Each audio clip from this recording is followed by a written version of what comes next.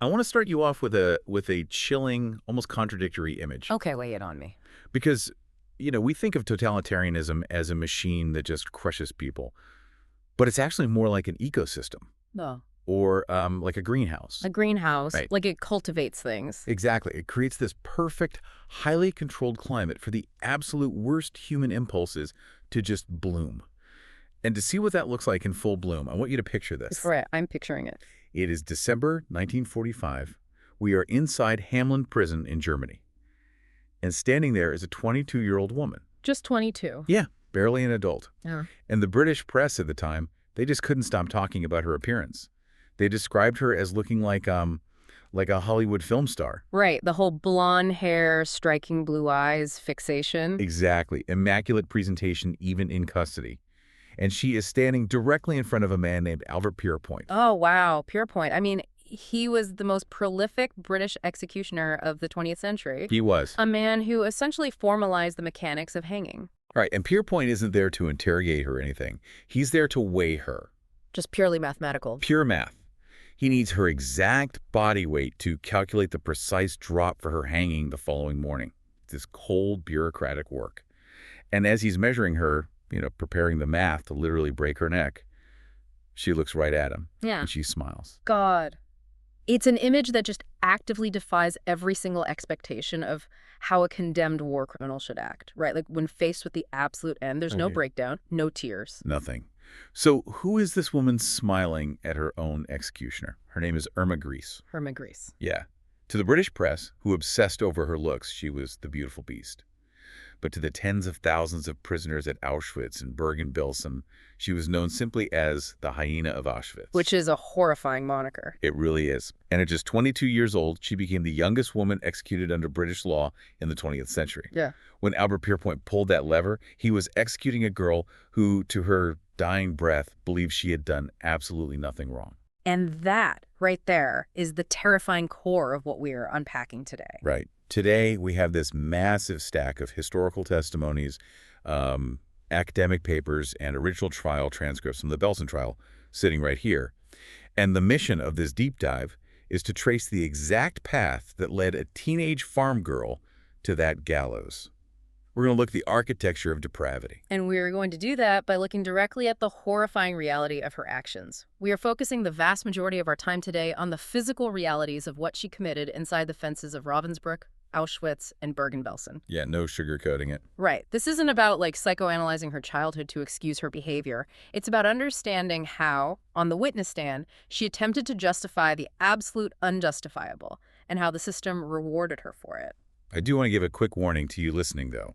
The details we are exploring today are raw, they are violently graphic, and they are incredibly difficult to process. Very much so. But they are the factual historical record. To understand the greenhouse, you have to look at the poison it grows. So let's start with a brief prelude. The making of a guard. Who was Irma Grese before the camps? Well, she was born in 1923 in a rural agricultural German village called Recken. You have to picture a very modest working-class family. Her father was a milkman. So totally ordinary. Utterly ordinary. It establishes a baseline of just plainness. There was no inherited wealth, no aristocratic military lineage, just a rural family struggling through the post-World War I economic depression in Germany. But there is a massive violent trauma very early on in her life. When Irma is 13 years old, her mother commits suicide. And not in a way that implies simply falling asleep. She drinks hydrochloric acid. Yeah.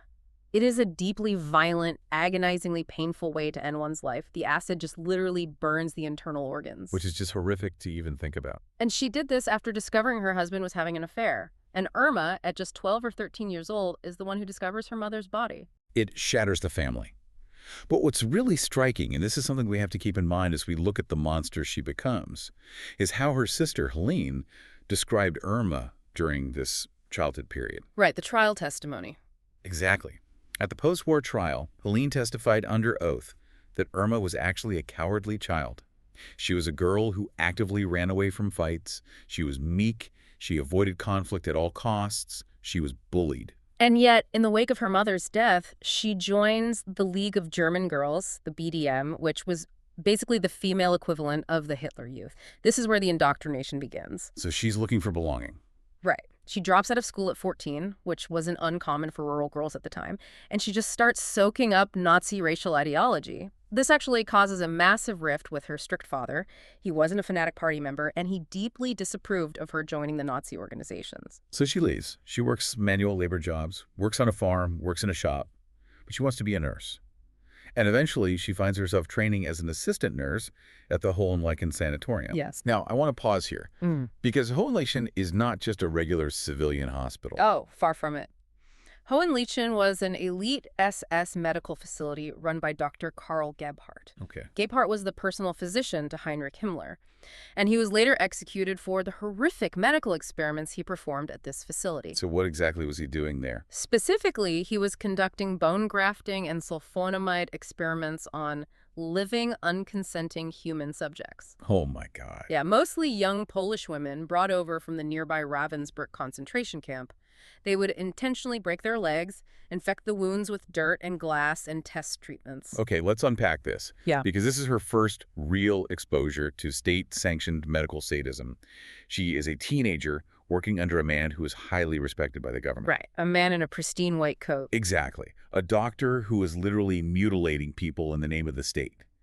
It frames torture as science. It completely shifts her Overton window of acceptable human behavior. It normalizes extreme violence, but cloaks it in authority and purpose. Like it's a noble pursuit. Exactly. She sees that doing these things to certain classes of people isn't just allowed, it is rewarded. But interestingly, she doesn't actually make the cut as a nurse. The State Nursing Association refuses her application. Wow. So Gebhardt, seeing something in her, refers her to a colleague at Ravensbrück, the women's concentration camp, to train as a guard. And the speed of her transformation at Ravensbrück is what breaks my brain. When you read the historical accounts, there is this fascinating anecdote from her very first days at Ravensbrück for her SS guard training. Right, the bumping incident. Yeah. She is walking through the camp, she accidentally bumps into a prisoner, and she actually apologizes. Right, it's a residual reflex of normal human empathy, social conditioning from her rural upbringing. You bump into someone, you say sorry. But the camp system cannot allow that. The accounts show it took exactly 4 days for that empathy to be beaten out of her. Yeah. 4 days to go from apologizing to a starving prisoner to becoming a hardened, brutal enforcer. Just 4 days. She completes her SS guard training in just 3 weeks. It usually took a month. She is fast-tracked. And she starts working for 54 Reichsmarks a month. Which is a crucial detail to contextualize, you know. 54 Reichsmarks a month was a relatively meager working-class wage at the time. Barely enough to live on. Barely enough to buy basic goods. It was less than what the older, more experienced guards made, but what she lacked in financial compensation, she was paid in absolute power. I have to push back on the narrative that she was just a victim of brainwashing, though. Okay, how so? I mean, if she was really just a cowardly child who ran from fights in the schoolyard, how do we explain her actively seeking out this role and not just doing the job, but instantly excelling at brutality? That's a very fair point. I look at her rapid radicalization, like that greenhouse metaphor I mentioned. The environment of the camps didn't necessarily create her cruelty out of thin air. It provided the perfect toxic host for a dormant virus to suddenly multiply and thrive. Right, she wasn't an empty vessel. Exactly. She had an immense capacity for sadism, and she finally found an environment where her darkest impulses were not just allowed, they were state-sponsored. That is exactly the dynamic of the Officerin and the female guards. We have to dive into the culture of these female guards. Please do, because it's so strange. Well, the Nazi state pitched this job to lower-class, uneducated women, not as a descent into hell, but as an empowering career move. Wow. Empowering. Yeah, they were told they were serving the fatherland. They were given a crisp uniform, a warm bed, food, and absolute authority. For a teenager who felt powerless, bullied, and lacked formal education, the SS Auxiliary provided immense social currency. So they felt important for the first time. Precisely. You are entirely right. She wasn't forced to be cruel. She was incentivized to be cruel. The crueler you were, the more you proved your loyalty to the male SS officers above you. And her completion of this lightning-fast training at Ravensbrück leads to her transfer in March 1943 to the ultimate epicenter of human destruction. Auschwitz-Birkenau. Auschwitz. Which takes us into the core of our deep dive today. The architecture of atrocities at Auschwitz. When she arrives at Auschwitz in March 1943, she is just stepping into her 20s.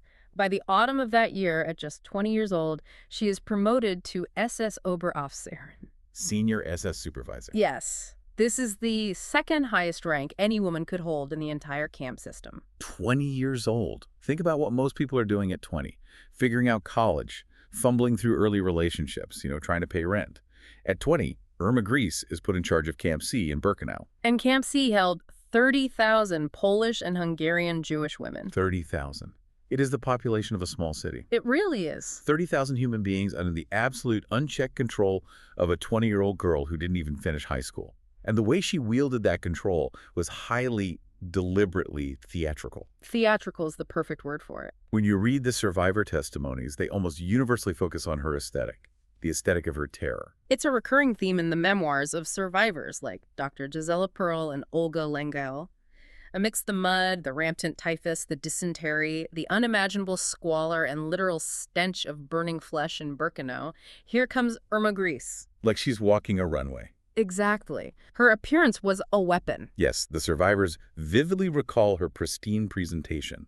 She wore heavy hobnail boots, she carried a pistol on her hip, and she wielded a custom-made plated whip. The whip is heavily documented. Wait, let's stop there. Custom-made. Who was manufacturing custom torture devices in the middle of an extermination camp? Does she request that from a camp workshop? She absolutely does. Yeah. She utilized the camp's slave labor for her own vanity and cruelty. She would have male prisoners in the camp workshops craft these items for her. That is sickening. The descriptions of this specific whip are chilling. Some survivors recall it being made of a translucent cellophane material, while others say it was heavy wire intertwined with pearls or metal studs. Pearls. On a whip. Yes. It wasn't standard SS issue. It was personalized for maximum pain and visual impact. And she would drench herself in rare, expensive perfumes. Chanel. Wafting the scent of luxury and normalcy over starving, degraded prisoners who had been entirely stripped of their humanity. The perfume is such a vital detail because it explains the psychology of the power dynamic. It was a form of psychological torture. Really? How so? She wanted the prisoners to smell her coming before they saw her. It emphasized the absolute power differential. She was clean, they were covered in lice. She smelled of French perfume, they smelled of death.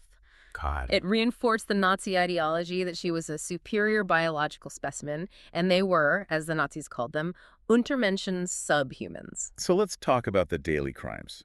Because having absolute power over 30,000 women wasn't enough to just keep order. The environment at Auschwitz actively rewarded personal, localized cruelty. She was heavily involved in the selections. Yes, she was. The selections were the foundational mechanism of the Holocaust at Auschwitz. Right, deciding who lives and who dies. Exactly. When the endless trains arrived at the ramp in Birkenau, or during the brutal daily roll calls within the camp, she stood right there alongside high-ranking SS doctors, men like Dr. Joseph Mengele. And with a literal flick of her custom whip, a 20-year-old decided who worked as a slave and who went directly to the gas chambers. Imagine the God complex. It's unfathomable. There is a specific harrowing testimony from a survivor named Sarah Jakobowicz.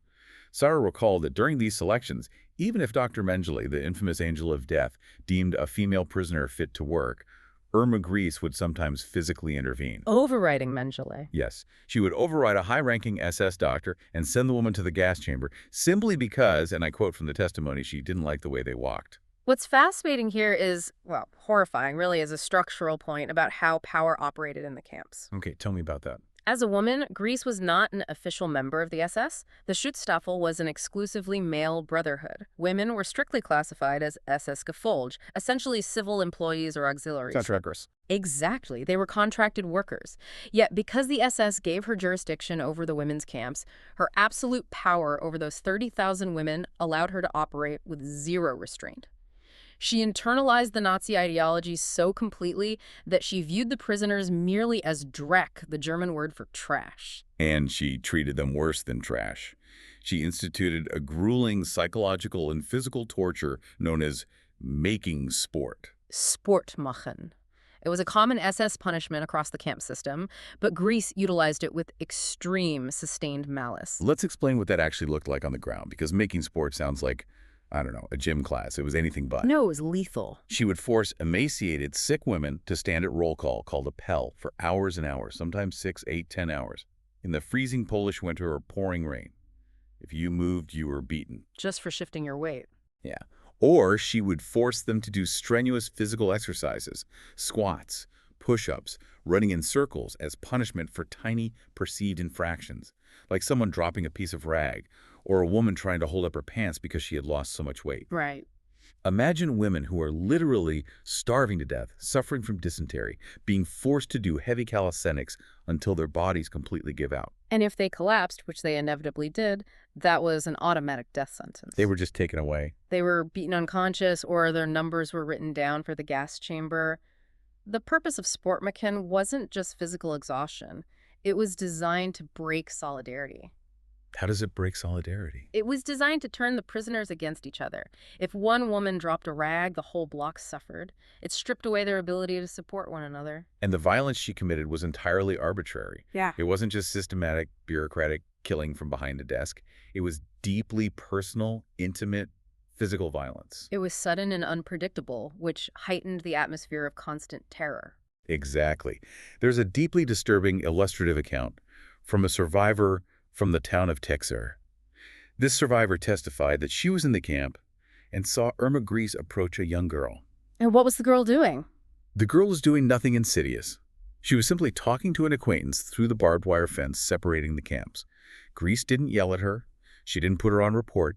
She didn't even give her extra labor. What did she do? She walked up, took that custom-made whip, and she simply put out the eyes of the young girl, just blinded her on the spot.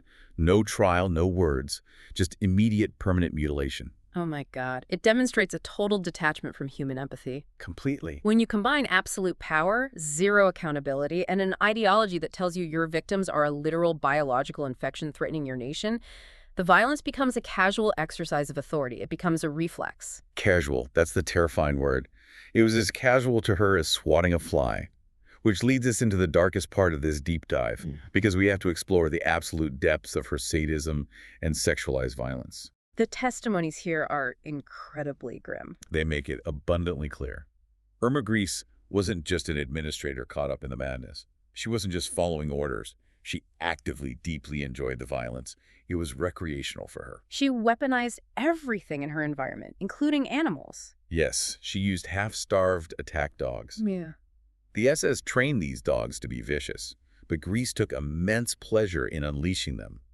She would purposefully set these dogs on helpless, emaciated victims, letting the dogs tear them apart where she watched. Just for entertainment. Yeah. There is an account from a survivor named Maurice Blick.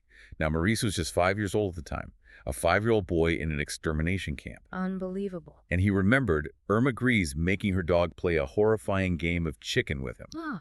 Taunting a starving toddler with a killer dog, pulling it back right before it tore his throat out. It's a classic display of sadistic power, the exertion of control over life and death for mere entertainment. And this sadism extended deeply into her sexual life as well. It did. The testimonies suggest a chaotic, predatory sexual behavior that utilized the extreme power dynamics of the camp. The records show she engaged in numerous affairs with high-ranking SS men. Reportedly with the commandant of Birkenau, Joseph Kramer, who we'll talk more about later, and with Dr. Joseph Mengele himself.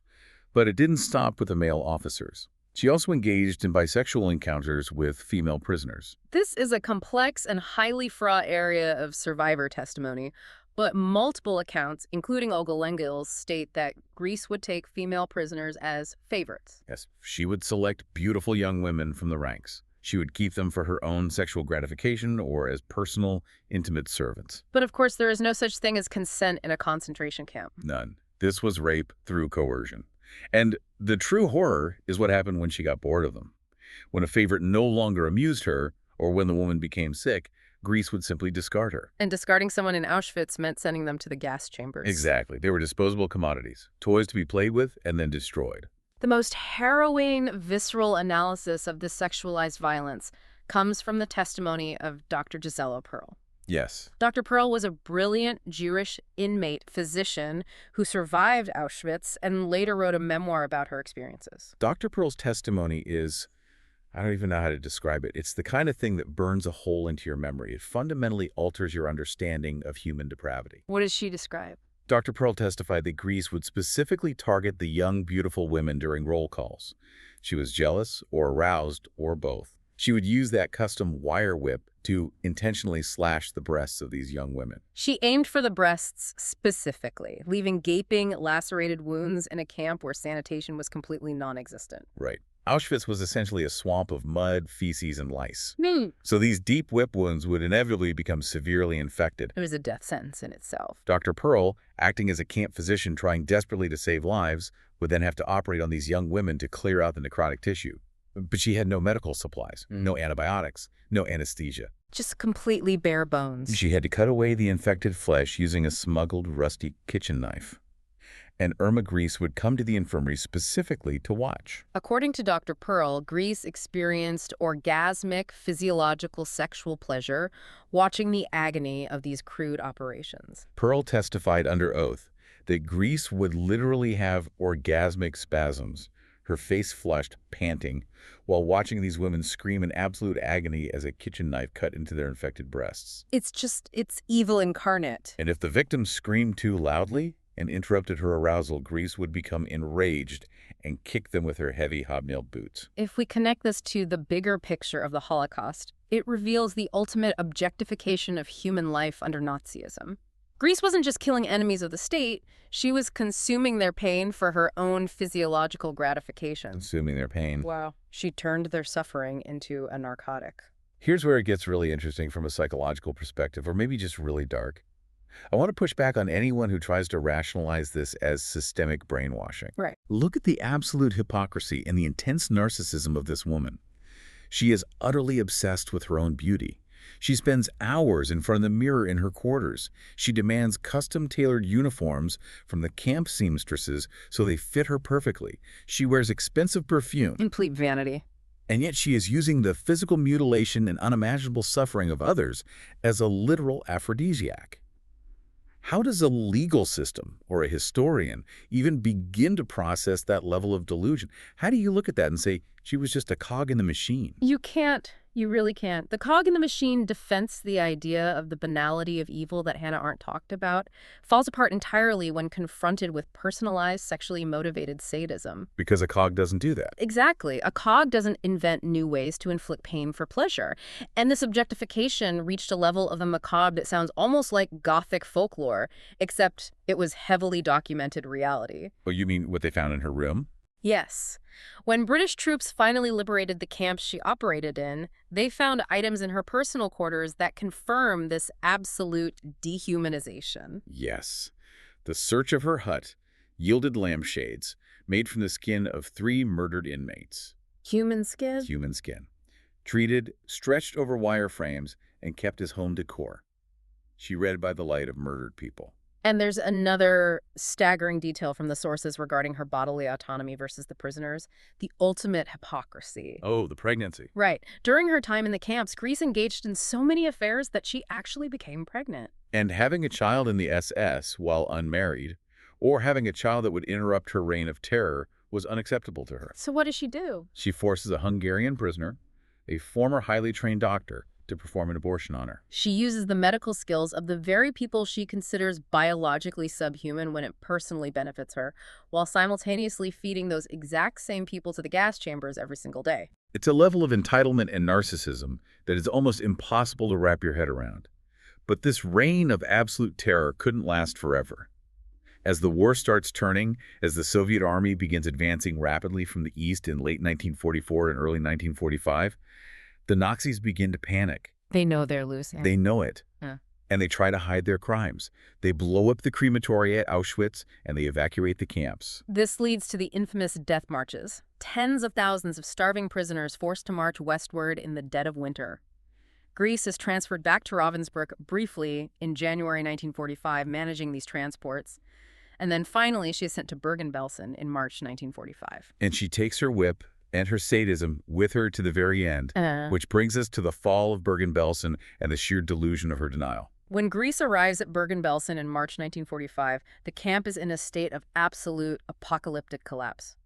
Bergen-Belsen was never designed as an extermination camp. It didn't have gas chambers like Auschwitz. It was originally an exchange camp. But the population just exploded, right? Yes. As the Nazis retreated, tens of thousands of prisoners were dumped there from the evacuated camps in the east. There was no infrastructure, No food, no water, and a massive, uncontrollable typhus epidemic raging through the overcrowded barracks.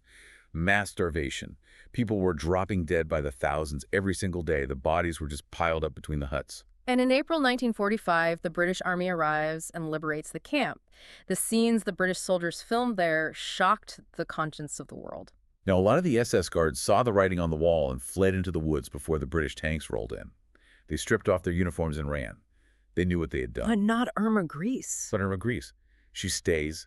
She doesn't hide. In fact, her arrogance is fully intact. When a British officer enters her hut to arrest her, she doesn't cower. She actually attempts to physically attack the heavily armed British officer and has to be violently restrained. She still believed she was in a position of supreme authority. She had spent the last few years wielding absolute godlike power over life and death. The sudden presence of a few British soldiers didn't immediately shatter her delusional worldview. She thought she was untouchable. So she is arrested, heavily guarded, and in September 1945, the British military convenes the Belsen trial in the German town of Lüneburg. She sits in the dock with 44 other defendants, including her former commandant and lover Joseph Kramer, who the press dubbed the Beast of Belsen. The Beast of Belsen and the Beautiful Beast. Exactly. And this is where we have to deeply examine her testimony, because the sheer scale of her denial on the witness stand is staggering. The courtroom atmosphere was incredibly tense. You have to imagine it. For the first time, she is stripped of her whip, her boots, her power. She is sitting in a courtroom, and she is confronted by dozens of survivors. The people she tortured. Women she had personally beaten. Women whose sisters and mothers she had sent to the gas chambers with a flick of her wrist. They stood in that courtroom, pointed directly at her, and detailed her exact crimes to the judges. Imagine you are sitting in that Lüneburg courtroom in 1945. You survived Auschwitz. You survived the Death March. You survived typhus. You are looking at the 22-year-old woman who tortured you, and you watch her take the stand. What is her response to these incredibly emotional, graphic testimonies? Complete ice. She sat there looking completely unbothered, perfectly coiffed, and when asked about a survivor's accusation, she replied with total flatline emotion. That is a lie. Perhaps it is her habit to lie. She employed a defense mechanism of cold, bureaucratic denial. It was gaslighting on a historical scale. Right. She claimed she only ever hit prisoners with her hand, never her whip. When the British prosecutor held up the testimonies about her custom whip, she actually looked at the judge and claimed she didn't carry it to beat people. She said it was just a fashion accessory. A fashion accessory in an extermination camp where thousands are dying daily. It's insulting to human intelligence. She denied ever shooting anyone. When confronted with sworn testimony that she shot prisoners who were trying to escape her beatings, she asked the court, almost absurdly, why should one shoot people inside the camp? There is barbed wire around the camp, so they cannot escape. Now, this raises a crucial point that we need to spend time unpacking. Why did she say these specific things? Because it wasn't just blind delusion, there was a very specific legal strategy at play here. A strategy? What do you mean? The German defense attorneys representing her were operating under a highly complex blend of British military law and German penal concepts. They were trying to exploit a loophole in German law regarding the difference between Mord and Totschlag. Okay, let's really dig into this. What is the functional difference between Mord and Totschlag, and why does it matter to a war criminal on trial for her life? Well, Mord translates roughly to murder. But in the German legal context of the 1940s, to convict someone of Mord, the prosecution specifically had to prove bloodlust, base motives, malicious intent, or cruelty. It required proving the internal sadistic desire to kill. And Totschlag. Totschlag is closer to manslaughter or killing without those specific aggravating factors. Agree. I see where this is going. Right. By painting herself as a low-level administrator who was just strictly following orders and keeping order in a chaotic camp, her defense team was desperately trying to avoid the bloodlust charge. If they could prove she was just a strict disciplinarian doing her job, even if that job resulted in deaths, they might save her from the gallows. So all this absurd denial, saying the whip was just a fashion accessory, denying the dog attacks, denying the breast slashings, it wasn't necessarily because she thought she could convince the British judges she was an innocent angel. No, it was tactical. It was a highly calculated legal gambit to dodge the specific technical charge of Mord. She was trying to strip the malice out of the historical record. Exactly. She was trying to sanitize her own atrocities into bureaucratic functions. But it also reveals a profound, unshakable cognitive dissonance. How so? When the prosecutors questioned her about her conscience, asking how she could sleep at night, she famously aligned herself with the Nazi leadership. She didn't view her actions as crimes because, fundamentally, she didn't view her victims as human beings. She said on the record that her conscience was that of Adolf Hitler. Yes. The trial transcripts are a fascinating, horrifying clash of realities. On one side, you have the survivors. Their testimonies are raw, emotional, deeply sensory. They remember the exact smell of her Chanel perfume. They remembered the loud, terrifying sound of her hobnailed boots on the gravel, the absolute paralyzing terror of her physical presence. On the other side, you have Grese's testimony, which is icy, detached, and bureaucratic. It's a factual denial that attempts to suck all the emotion and humanity out of the room. But the court didn't buy it. Not for a second. The strategy failed. The sheer volume of survivor testimony was an overwhelming avalanche of evidence. You can't have 50 people independently describe the exact same custom whip and call it a coincidence. Which brings us to the end of the line. The gallows at Hamelin. Despite the legal gymnastics, she is found guilty of war crimes. She is sentenced to death by hanging. And this leads us full circle back to the image you opened the deep dive with. The night before her execution, she is visited in her cell by Albert Pierrepoint. It is December 12, 1945. Pierrepoint comes to her cell to weigh her, to measure her physical frame, so he can calculate the drop required to sever her spinal cord instantly. And she smiles at him. She smiles at him. She calmly answers his questions about her age. The next morning, December 13th, the sentence is carried out. She is just 22 years old.